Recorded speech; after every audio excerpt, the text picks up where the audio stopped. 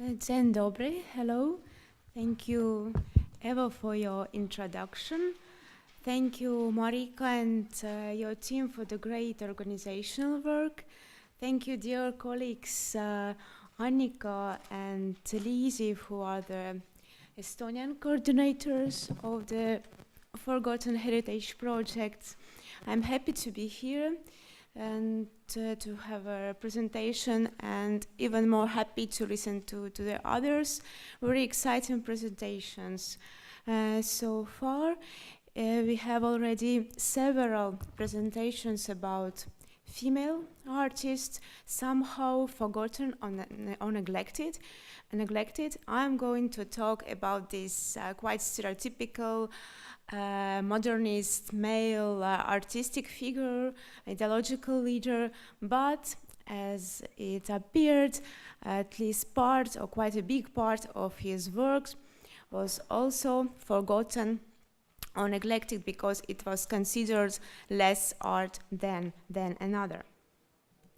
So, in my paper, I would like to reflect upon a research that was undertaken while preparing an exhibition, Tõnis Vint and His Aesthetic Universe, for the branch of the Art Museum of Estonia, the Kuma Art Museum, in 2012, and also for the book, Accompanying the Show. In order to take my talk more compact, I will reverse the chronological order. I will start with introducing Tõnis Vint's ideas and practices, which is already the outcome of my research. But then I'll return to the research process itself, which actually allowed me to make such conclusions. And I will also talk about some methods that were used to introduce the work of Tõnis Vint in the format of an exhibition and a book. So the artist and artistic thinker Tõnis Vint is quite a legendary figure in Estonian art of the second half of the 20th century. And the end of the 60s, relying on his research of the art traditions of various cultures and periods, Vint began developing his own conception of visual arts and visual science systems. He believed in a possibility of universal aesthetico-symbolic system serving as a basis for interpretation and synthesis of new visual and spatial structures that will have a positive impact on an individual and processes in a society. Vint is known primarily as a graphic artist and designer, but his universalism and aspiration to harmonious environment found materializations that surpasses the two-dimensional nature of graphic arts. Thus, the artist has also made interior designs of his home flats, one peculiar stage design, and suggested several utopian projects for a design of the urban space of Tallinn. By the beginning of the 60s, which was Tõnis Vint's starting position, the situation in the art life of the Soviet Estonia became less harsh. The severe style of the thought period reformed the paradigm of the socialist realism. It became possible to get familiar, still half officially, with the pre-war avant-garde and the art processes behind the Iron Curtain. Vint became a leader of the new artist generation, proposing as a purpose creation of an individual artistic language and a wide knowledge of the old and new art, as well as developments of culture and science. Already in his first theoretical writings of the end of the 60s, Vint dreamt of a synthesis of different art traditions and new developments. His models were the early Renaissance and Romanticism, where, as he claimed, art was functional as an integral whole, providing society with intellectual and spiritual values and solutions. For the latter, somewhat surprisingly, Vint found the resources in pop art. At the end of the 60s and during the 70s, Vint introduced pop art in article and was seeking to create on its basis an artistic language relevant for both graphic art and applied graphic or graphic design. His idea of synthesis, however, was not limited by style. At the end of the 60s and in the 70s, Vint combined pop art with Rococo, Art Nouveau, Art Deco and elements of Oriental aesthetics, as well as minimalist modernist form. So-called pop Jugendstil, which united the attractiveness of pop art and the synthesis of Art Nouveau, manifested in Vince's coloring book into the year 2000. So the artist used the children's book as a cover for introducing the idea of modern aesthetics and had referred to it as his visual manifesto. In the cityscapes illustrations, for example, we depicted buildings inspired by the architecture of Antoni Gaudí and Victor Horta, and motifs from the paintings of Hieronymus Bosch, so symbolically uniting contemporary phenomena and all the traditions. In the illustrations of future interiors, along with the new Japanese style design, he also used elements from earlier styles of Art Nouveau and Art Deco, which were likewise influenced by traditional Japanese interiors. So Vince's philosophical point of departure remained traditional Japanese aesthetics and the concept of empty space. Vince's ideas of spatial synthesis took actual shape in the late 60s and early 70s in total interior design of his and his wife Mara Vince's apartment. This was based on the ideal of Japanese living space and intended to function as an integrated organism, compact and perceived as a whole. According to Vince's ideas, the minimalist interior allowed every new detail to influence its a character, thus encoding the potential of an open, dynamic environment. But of course, Vince's interior design was much more minimalist than the traditional Japanese design, so we see here quite a clear modernist idealization. Vince's home was in a sharp contrast to the environment of Mustamad district where the flat was situated, like a refuge that ignored everything around. Vince lived in an environment created with the help of his aesthetic system, which was transcending the boundary between art and life, and so manifested its totality, though only within the private domestic domain of the artist. Vince dealt with problems that transcended history and reality, creating a hermetic and all-encompassing theory, which only he could totally comprehend and manage. So, for the starting point of my research, the work of Tõnis Vince also appeared rather hermetic. In the collection of the Art Museum of Estonia dominate his graphic works. Those are abstract, but also figurative. We had some posters, but they were also in quite a similar and figurative style. In publications, Vince used to retouch all the reproductions, making them look very graphical and aesthetically unified, but in the same time he was exposing on the viewer these kinds of a flat black and white filter, so all the work looked the same. And for example, stage designs, which you can see being retouched on the right. Here comes its original source, stage design for Rabindranath Tagore's play The Post Office from the collection of the Estonia Music and Theatre Museum, and photo documentation found in the archives of the artist demonstrated that there is much more spatial and color potential. And actually those lattice structures and warm colors were supposed to feed positive energy to the audience and function as a kind of a mandala. And a similar case were two larger designs of fantasy architecture from the Museum of Estonian Architecture. Those were examples of artworks belonging to other non-art museums, acknowledged and analyzed and exhibited in their context, in their dominion, but not that much compared to the other works of Tõnis Vince, or placed in more general art context of the time. During my research, I proceeded from the hypothesis that it is possible to discuss Tõnis Vince's art practices in relation to Wagnerian idea of a total work of art and avant-garde projects of the beginning of the 20th century, which aspired to transform the society through a new aesthetical environment. The purpose of the exhibition was to show that the artist, so far represented in the collection of the Art Museum of Estonia, mostly with prints and drawings, is also an innovative graphic and interior designer, a visionary and a theoretician. For this purpose, a close study was made of Vin's works in the collections of other institutions, but primarily of the artist's home archive.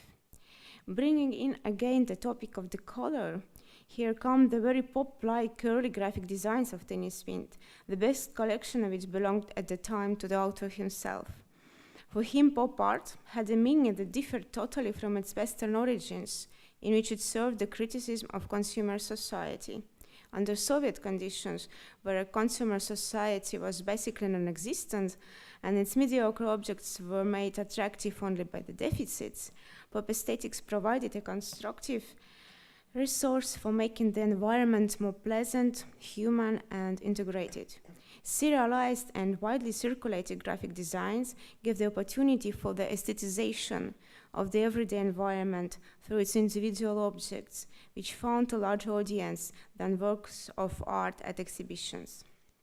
Experiment with pop art by Vint had also something in common with the psychedelic subculture of the flower children, which tried to unite aspects of Oriental and Western culture.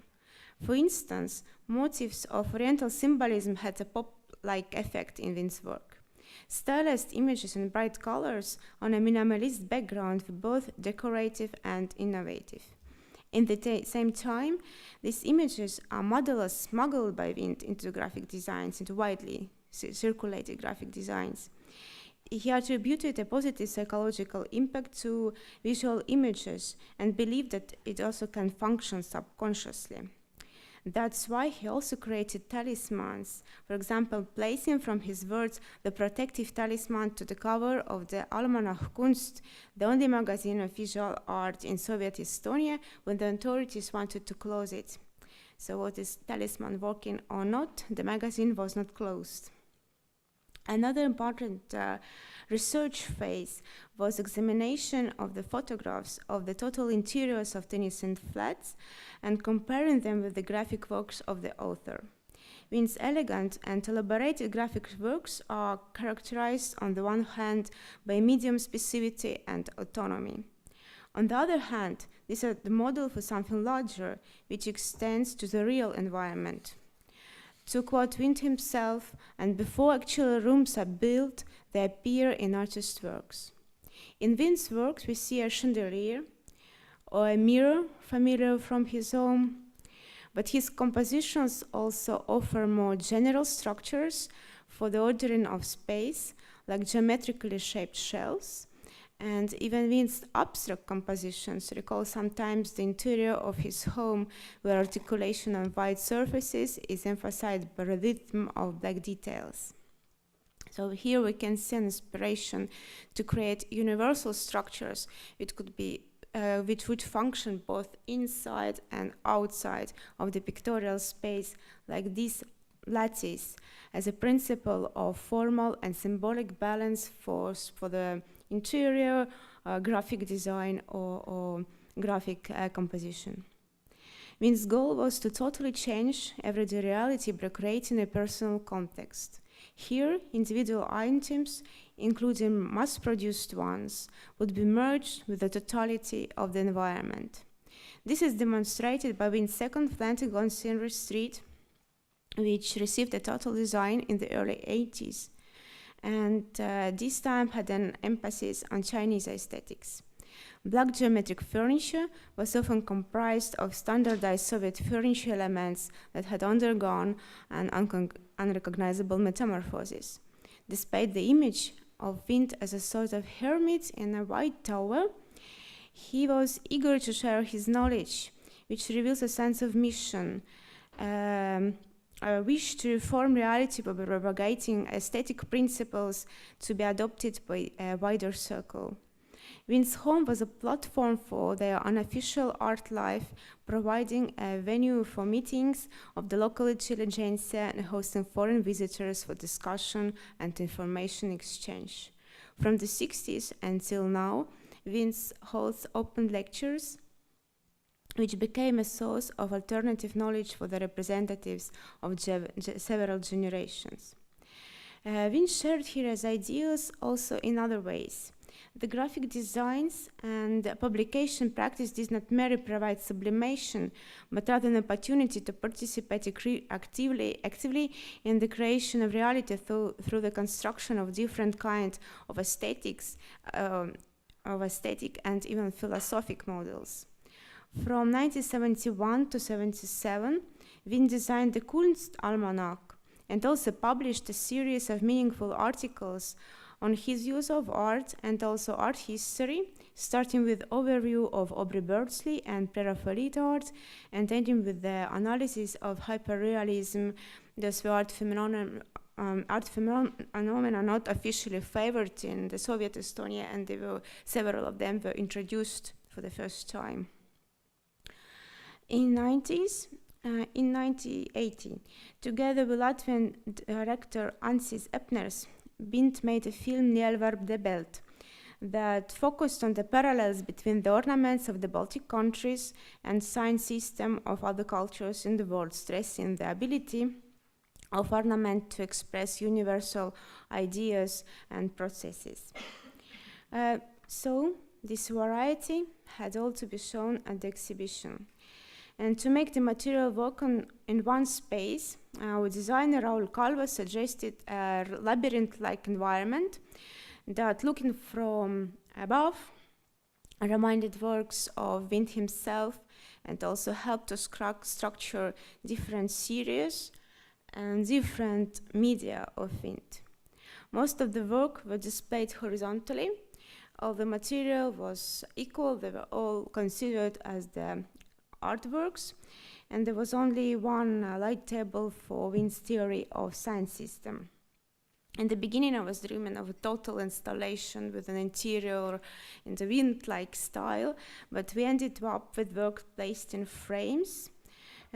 Also, some of them were really big. And really popular among the public were graphic designs, and photos of interiors and stage remained quite small. But on the contrary, with the book, which had to be the first Vint's monograph during 50 years, we had more freedom of juxtaposing even images or different media.